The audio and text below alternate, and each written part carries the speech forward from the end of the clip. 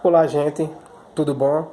Vamos falar sobre um dos maiores pensadores da história da humanidade, dos maiores filósofos, né? Karl Marx.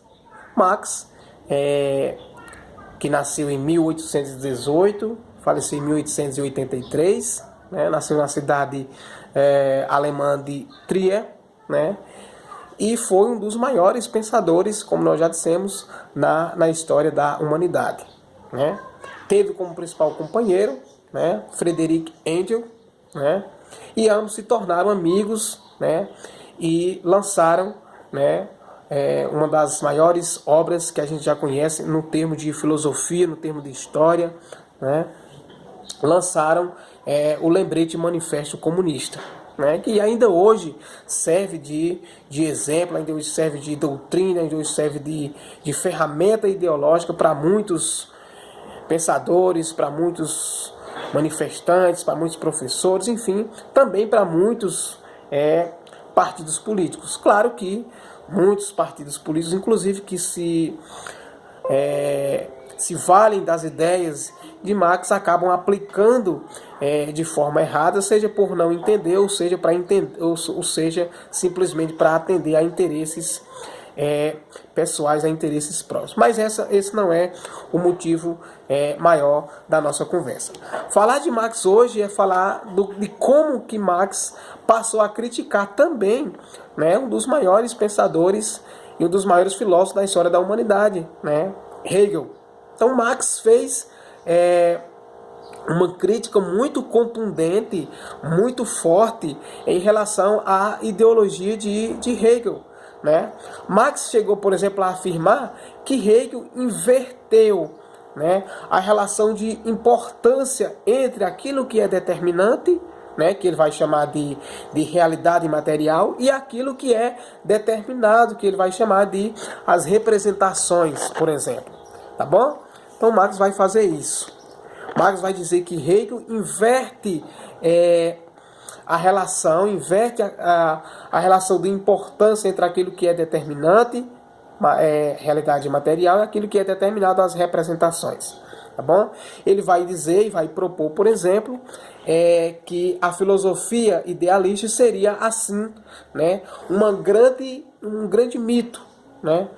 Marx vai dizer que a filosofia idealista de Hegel é um grande mito, porque ela pretende entender o mundo real, o mundo concreto, com manifestações de uma razão absoluta. Entenderam? Captaram? Vou começar de novo. Captar de novo para que vocês possam entender.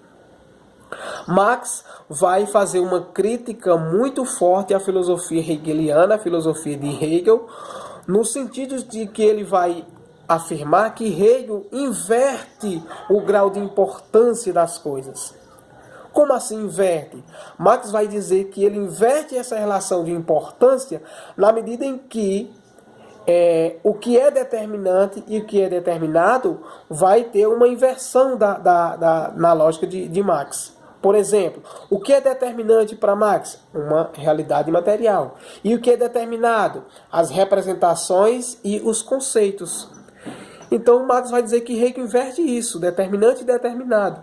É como se Marx dissesse que o que é importante para Hegel são as representações e os conceitos, quando para ele, Marx, o que é importante é a realidade material.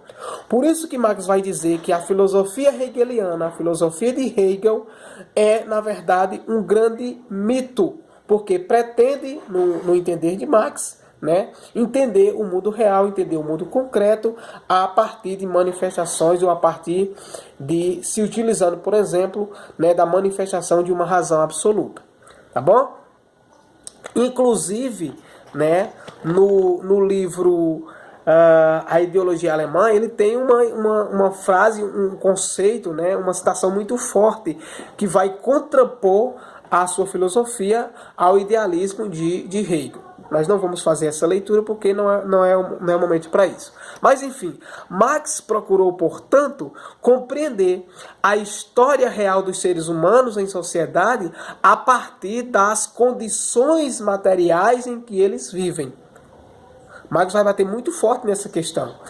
Ele tenta Marx tenta compreender, vai tentar compreender a história humana, a história da humanidade a partir, né, das condições materiais em que eles vivem.